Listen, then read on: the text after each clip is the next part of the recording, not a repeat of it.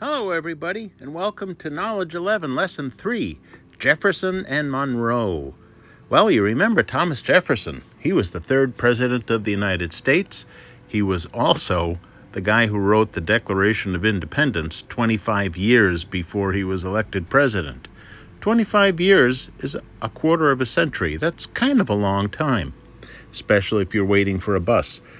But anyway, the other guy that you heard here, Monroe, is James Monroe. James Monroe became president also. But we'll find out about all that because this is a real important reading. This is about why Thomas Jefferson wanted to buy the city of New Orleans. Now, if you look at the map, New Orleans is all the way down at the bottom of that highlighted area. That's the Louisiana Purchase. New Orleans is a city on the Gulf of Mexico. So why in the world did he want to buy? Oh, I see. Can you see a river? A big, long river that goes all the way down, cuts the United States pretty much in half, goes all the way down, and the mouth of the river is in New Orleans? Take a look for that for a second. That's the Mississippi River. So why did he want the city that was at the mouth of the Mississippi River? Well, listen and find out. He got a lot more than New Orleans.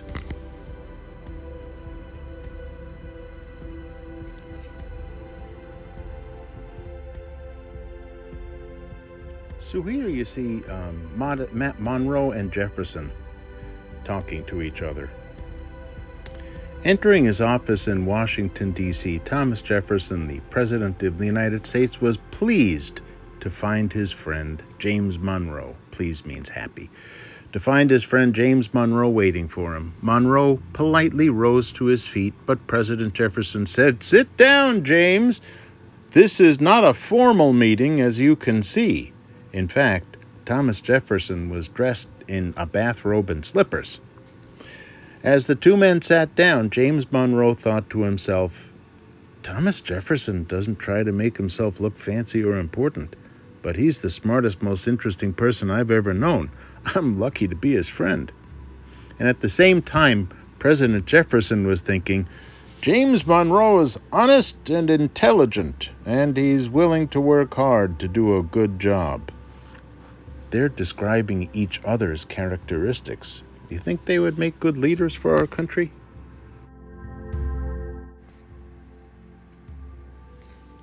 Speaking out loud now, the president said, James, I have an important job I want you to do, one that I think you are especially well suited to carry out. I want you to buy a city for us. Ever hear of somebody buying a whole city? I beg your pardon? James Monroe exclaimed in surprise. Buy a city? Yes, I want you to go to France to see the Emperor Napoleon, who rules France and half of Europe as well. Now, an emperor, by the way, is a ruler like a king. Remember you learned about emperors in the Maya and the Aztec world? Remember Moctezuma? He was an emperor. When you reach France, I want you to buy the city of New Orleans from Napoleon.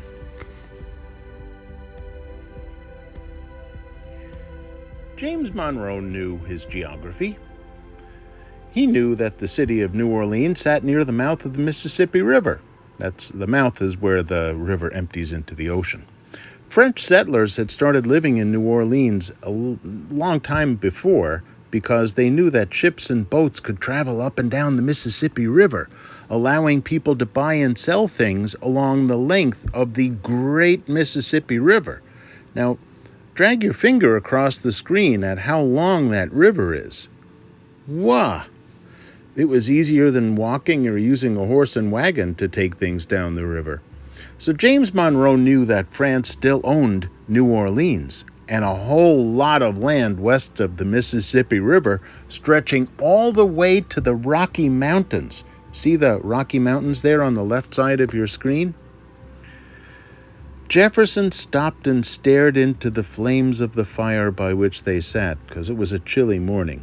As he continued, Well, you know, James, our nation, the United States, is on the eastern side of the Mississippi, while the area that France has claimed is on the western side.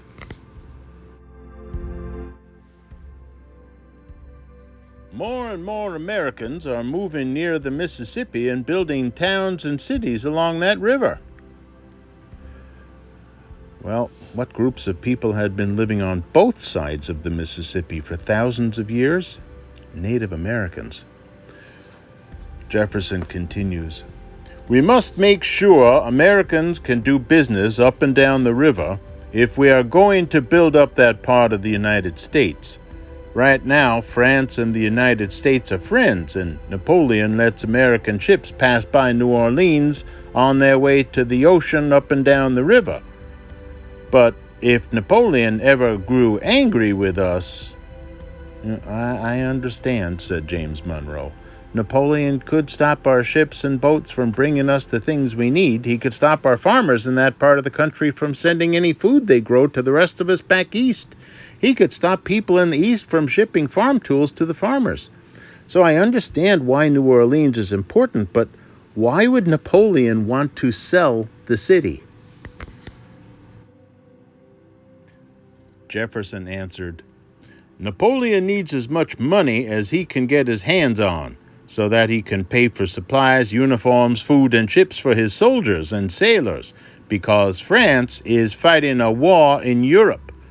We will offer to pay him the money he wants, which will make him happy, and we will get control of the river, which will make us happy." "Well, Napoleon certainly seems to have a good reason to sell New Orleans to us," said Monroe.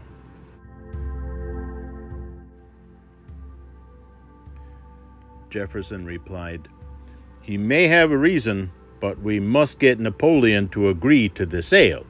He can be very difficult to work with, James. He thinks he is the most important person alive. If he believes you think so too, he can be a loyal, powerful friend.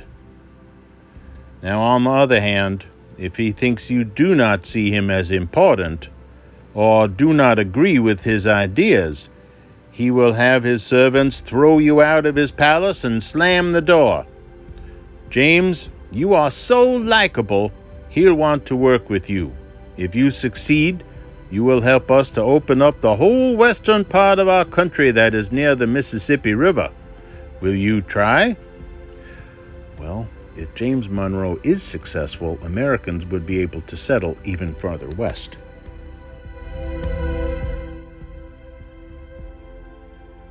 James Monroe stood up. "It'll be my honor to do so," he said. Thomas Jefferson arose and the two friends shook hands. As he turned to go, James Monroe thought, "When I came here this morning, I had no idea I'd be going to France for the President of the United States. And just think, I'm going there to buy a city."